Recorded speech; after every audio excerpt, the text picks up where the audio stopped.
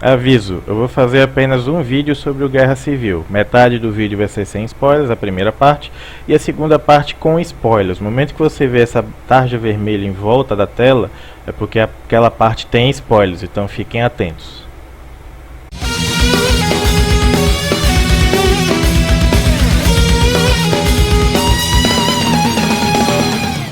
Olá nerds, bem-vindos ao canal Sirius Nerd. Aqui é o Coé e hoje falaremos sobre Capitão América Guerra Civil. Finalmente falaremos sobre Guerra Civil. É um filme que eu estava esperando muito, estava com muita expectativa sobre o filme, porém eu estava com um pouco de receio por causa do Vingadores Guerra de Ultron.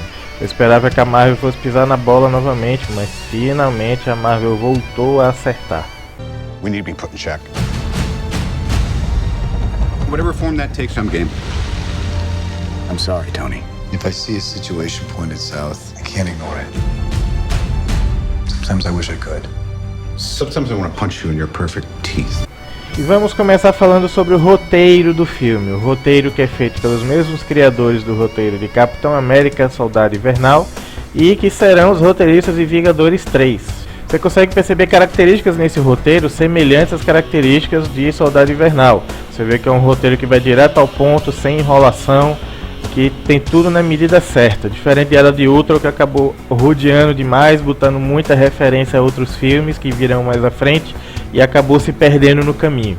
Não que esse filme não tenha referência aos próximos filmes, ele tem bastante referência, só que nesse roteiro ficou encaixado com sentido, deu sentido à coisa. Não ficou uma coisa jogada como na Era de Ultron. Você consegue perceber que tudo ali faz parte do contexto. E o roteiro consegue muito bem explicar os dois lados da história. Diferente nos quadrinhos, em que você consegue ver claramente um vilão e um mocinho, nesse roteiro você consegue se sentir atraído pelos dois lados. Você entende o lado do Capitão América, mas você também entende o lado do Tony Stark. E fica essa dúvida de qual lado está certo, qual lado está errado. Na verdade, os dois estão certos e os dois estão errados. Então o roteiro traz essa dualidade diferente dos quadrinhos, que eu achei muito interessante. Não tem um lado definido, até porque se eles definissem um lado poderia atrapalhar no futuro do universo cinematográfico da Marvel. No roteiro você consegue entender o lado do Capitão América, que ele não quer ser controlado, ele não quer que alguém decida quando ele vai agir. Ele é aquele que quando vê o perigo, quando vê alguém em perigo, ele vai lá e ajuda aquela pessoa, ele se joga, se sacrifica para ajudar alguém. Ele não precisa que alguém mande ele fazer nada. E o lado do Tony Stark, que depois de tudo que aconteceu, o inimigo do primeiro Homem de Ferro foi criado por causa de uma tecnologia dele. O segundo Homem de Ferro, o inimigo, foi criado derivado de uma tecnologia dele. No terceiro Homem de Ferro, o problema surgiu também por causa dele, pela arrogância dele. Em Vingadores Era de Ultron, o Ultron surgiu por causa dele. A tentativa de ajudar ele acaba fazendo besteira. Então ele entende que é necessário regular a situação. E se deixar na mão deles pode acabar tornando algo muito pior e eles vão acabar sendo realmente vistos como vilões. E a trama muda um pouco dos quadrinhos. Em vez de ser o problema da identidade secreta dos heróis, ele muda para exatamente essa questão do controle. Que eles não querem ser controlados. O Capitão América não quer ser controlado e o Homem de Ferro acha que um controle é necessário. Isso cria o conflito entre os dois e cada um dos heróis que estão ali tem o seu motivo para estar participando da luta. Só que cada um está participando ali, mas eles não querem lutar. São colegas, não vou dizer que todos são amigos entre eles, mas todos ali se conhecem, sabem que todos eles querem o bem, eles não querem fazer o mal. Então eles estão lutando ali, mas eles não querem lutar, porque sabem que o outro lado é bem parecido com ele, não estão querendo conflito. O roteiro coloca eles numa situação em que eles são obrigados a lutar, isso que torna o enredo tão interessante. Tirando ali o Homem-Aranha, o Gavião Arqueiro e o Homem-Formiga, que estão mais ali pela zoeira, né? Mas que tem a ver com o personagem deles. Os personagens deles são zoeiros, estão ali para ajudar, mas também estão ali para ver o que é, testar os poderes deles e tal. O roteiro também introduz o Pantera Negra de uma maneira excelente. Ele não só joga o personagem na história, ele cria todo o contexto de como surge o personagem e como o personagem se desenvolve com a trama e já abre um bom caminho para o filme solo do Pantera Negra. Eu até acredito que no filme do Pantera Negra eu quero ver como que eles vão concentrar melhor a história, já que não vão ter que explicar tanto a origem, que a origem já foi explicada aqui. Como que eles vão, acho que eles vão conseguir desenvolver melhor a história por causa disso.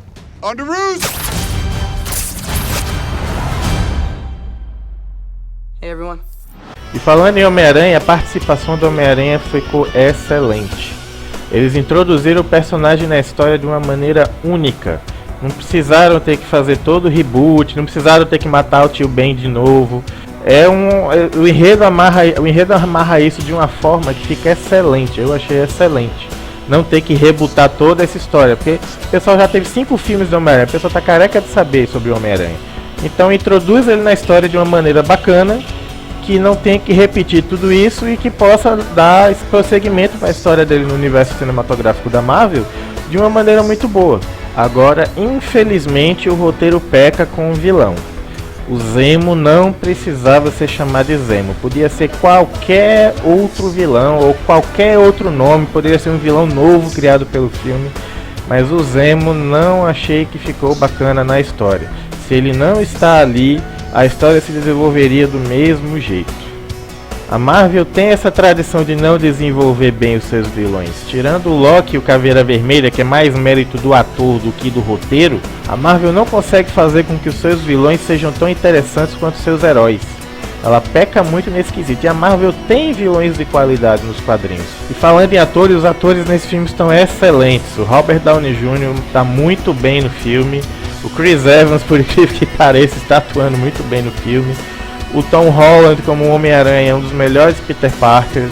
Os outros atores todos interagindo muito bem. Eles já têm uma química muito boa entre eles, que eles já estão há algum tempo nos personagens. Inclusive o vilão, o Zemo, o ator está muito bem. Eu gosto do Daniel Blue. Só que a história dele no roteiro não tá bacana. O problema não é do ator. O ator faz o possível, se esforça para destacar o vilão, mas o enredo, o roteiro não colabora. E diferente de Era de Ultron, esse filme não tem humor jogado de qualquer jeito. O humor é muito mais encaixado. Inclusive o Homem-Aranha, eu vi gente reclamando que o Homem-Aranha tava bobalhão demais, tava fazendo piada demais.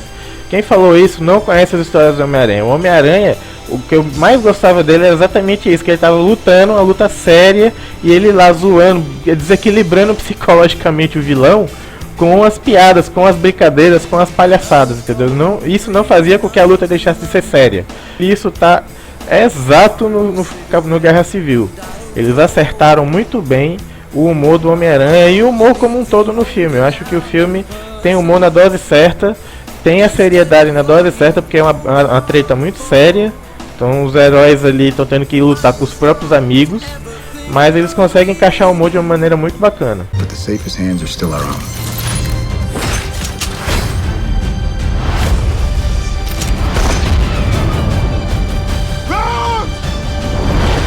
As cenas de ação estão muito bem desenvolvidas, muito bem coreografadas, a interação entre os heróis lutando, tá lutando com um, de repente atrapalha a luta do outro. A coreografia da luta está muito bem feita, está muito desenvolvida, como Capitão América Soldado Invernal. Os irmãos russos, que são os diretores, eles conseguem trabalhar muito bem essa coreografia das lutas, fazer com que fique aquela cena de ação, mas não fique aquela loucura de CG. Quanto à trilha sonora, eu não vi nada decepcional, não vi nada que se destacasse, não vi nada de extraordinário na trilha, não tem nenhuma música que destaque. Ela é boa, segue os padrões dos outros filmes da Marvel, mas não tem nada decepcional, como tocando Black Sabbath ou AC/DC no primeiro Homem de Ferro. Não tem nenhuma música que sair com ela do cinema na cabeça. E quanto ao filme em 3D, o filme peca um pouco na parte final, que o 3D perde um pouco o sentido dele, perde um pouco o destaque dele durante o resto do filme, na cena inicial, na luta do aeroporto. O 3D tem um destaque bacana, as cenas ficaram bacanas com o 3D, mas ele peca um pouco no final, até pela característica da luta. This doesn't have to end in a fight, Tony. Galera, a partir de agora nesse vídeo você tá vendo o quadro vermelho aí em volta, é a parte com spoilers, onde eu vou comentar algumas cenas, onde eu vou comentar partes do roteiro. Então se você não quer spoilers, segura o vídeo, bota ele no assistir mais tarde, coloca ele nos favoritos, deixa para assistir depois que você assistir o filme, porque a partir de agora vão vir spoilers. Analisando as tramas da história, você vê a trama, por exemplo, do Soldado Invernal. Todo o início do filme, quando ele mostra ele na Sibéria, ele ainda sendo controlado, mostrando como que é feito o controle do Soldado Invernal, tipo uma programação no cérebro dele. Eu achei muito interessante aquilo, que depois é utilizado pelo vilão para conseguir meio controlar o Soldado Invernal. E também o fato de ele que ter matado os pais do Tony Stark. Isso é algo que meio inovou. Eu já imaginava que fosse algo do tipo, mas o universo Marvel joga isso pra você e você fica com aquele susto. Poxa, foi o Bucky que matou os pais, como que o Tony vai reagir? Que desencadeia a luta final do filme. Inclusive, a temática desse filme é bastante a temática do vilão da história. O Barão Zemo, ele quer vingança. Ele é um humano normal que quer vingança dos Vingadores. Ele bola todo esse plano e de certa forma ele consegue fazer com que os heróis se mexam da maneira que ele quer.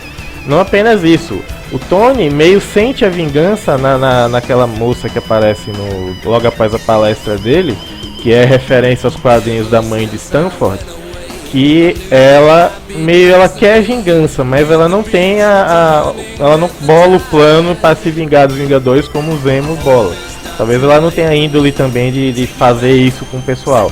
Ela só se sente, ela só quer o desejo de justiça. Ela quer justiça com a morte do filho, mas não sabe como fazer. E o Zemo descobriu como fazer, como quebrar os Vingadores. Agora, o Zemo na história é totalmente desnecessário. Ele teria a luta de todo jeito. O Zemo foi muito mal desenvolvido na história. Eles poderiam ter colocado o Zemo muito melhor. E eu sinceramente espero que no futuro a Marvel desenvolva esse vilão e torne ele um vilão tão interessante como o Loki, como o Caveira Vermelha. São os melhores vilões da Marvel até agora. Eu espero que eles desenvolvam esse personagem, que não seja o fim do Barão Zemo. Eu espero que até o Caveira Vermelha volte em algum outro filme e o Barão Zemo tenha uma relação com ele, mas eu espero que ele desenvolva bem esse vilão, que ele merece. Gostei também da tramazinha que deram ali pra Agente 13, que pra quem não conhece os quadrinhos descobriu agora que a Sharon Carter é a sobrinha da Peggy. E tanto a cena da morte da Peggy como a cena dela com o Capitão América, eu achei que ficou legal pra desenvolver o personagem para as próximas histórias. Apesar que eu acho que ela não vai sair muito do universo dos filmes do Capitão América. Eu não creio que ela deve aparecer em Vingadores, talvez só uma pontinha pequena. Também gostei do fato da Viúva Negra meio que fazendo o papel da agente dupla, que nos quadrinhos é da Tigresa. Que nos quadrinhos é a agente dupla, que tá junto do Capitão América, mas passando informações para o Homem de Ferro. E como a Tigresa não tá no universo cinematográfico da Marvel, colocaram esse papel para Viúva Negra. Viúva Negra que meio ajuda, tá do lado do Homem de Ferro, mas meio percebe que o Capitão América tá fazendo aquilo porque deve ter um motivo por trás, então decide ajudar o Capitão América também. Ela meio faz esses dois lados. Também gostei de como desenvolver o personagem do Homem-Aranha. Eu tava muito ansioso pra ver o Homem-Aranha. Você vê minha camisa aqui, eu tô com a camisa do Homem-Aranha, um dos meus personagens favoritos da Marvel. E a maneira como o Tony Stark bota ele debaixo da asa, cuida do Homem-Aranha, eu achei muito interessante. E também que eles trataram bem nesse pequeno resumozinho da introdução do Homem-Aranha, dessa entrevista de emprego, digamos assim. Ele consegue falar não apenas dos poderes do Homem-Aranha, consegue falar das motivações do Homem-Aranha, por que ele luta sem ter que matar o Tio Ben novamente. Ele simplesmente fala o porquê dele. Ele não usa a frase diretamente com grandes poderes vem grandes responsabilidades, mas ele dá a entender o mesmo sentido de uma maneira diferente, que ficou muito bacana, ficou muito foda. Agora falando mais específico das lutas no filme. A luta inicial, a Viúva Negra e o Falcão pra mim detonaram. Eles estavam muito bem, o Falcão interagindo com as asas dele, usando de escudo, defendendo. A Viúva Negra pegando um monte de gente e tal. Tinha uma situação que ela não tinha o que fazer, ela se virava, jogava o negócio no cara pra desviar do tiro e tal, derrubando todo mundo. É o padrão que a Viúva Negra faz, mas eu achei que foi muito bem coreografado, muito bem dirigido, muito bacana neste filme. Na cena da perseguição também, a cena seguinte de ação, o Pantera Negra perseguindo o Soldado Invernal, achei que ficou muito bacana. Você consegue ver a técnica de luta do Pantera, você consegue ver o jeito dele de lutar, os reflexos, o jeito dele de se mover, que lembra realmente uma Pantera. Então talvez no filme solo dele mostre um pouco do treinamento dele, como que ele desenvolve esse estilo de luta que deve ser de Wakanda, que é diferente. Eles conseguiram dar uma personalidade pro herói, não apenas o ator interpretando, mas também no jeito dele de lutar e nos movimentos. Ficou muito legal. E a cena do aeroporto? O que é que eu posso falar sobre a cena do aeroporto? Homem-Formiga arrasa. Eles inclusive fazem uma referência, não sei se foi alguma referência ao Golias, que morre na Guerra Civil original. O Homem-Aranha lutando excelente. O Gavião Arqueiro, coitado, se ferrando pra fazer alguma coisa contra o Visão. O Visão infinitamente mais poderoso, mas ele consegue ganhar o tempo necessário. Eu achei aquela cena do aeroporto fantástica. Enquanto a luta final do filme não tem essa grandiosidade, a grandiosidade do filme está naquela cena do aeroporto. Enquanto a luta final é mais o confronto direto entre os dois cabeças dos dois grupos, o Homem de Ferro e o Capitão América. E, novamente, o Capitão América ele não quer lutar com o Homem de Ferro, mas ele vê que não tem jeito, o Homem de Ferro meio se descontrola, uma coisa que eu acho uma falha do filme, é se descontrolar por causa daquilo. Mas ele vai pra cima, ele quer vingança, novamente o tema da vingança no filme. Ele quer vingança pelo que o Bucky matou os pais dele.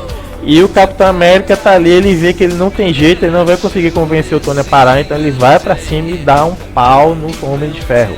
Eu achei isso muito bacana, porque nos quadrinhos eu fiquei triste que o Capitão América meio perde. Nos quadrinhos os dois lados meio perdem a história, mas o Capitão América que ele olha para aquela população lá, ele se sente um vilão naquilo ali e resolve desistir, não, beleza, vou aceitar o que vocês querem fazer. E no final ele acaba, as consequências disso ele acaba morrendo depois, que é outra história depois da Guerra Civil.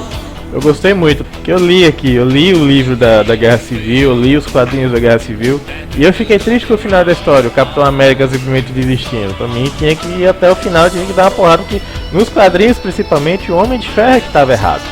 Então ele tinha que ir, mas ele acaba desistindo porque ele vê que aquilo não vai levar a nada. Mas no filme eles deram a vitória pro Capitão América, até porque é um filme do Capitão América, e eu achei que ficou muito foda. Então galera, é isso, fala aí nos comentários se você gostou dessa minha avaliação do filme, fala aí o que vocês acharam, se eu devo fazer mais avaliações de filme no futuro, e muito obrigado por assistir, valeu!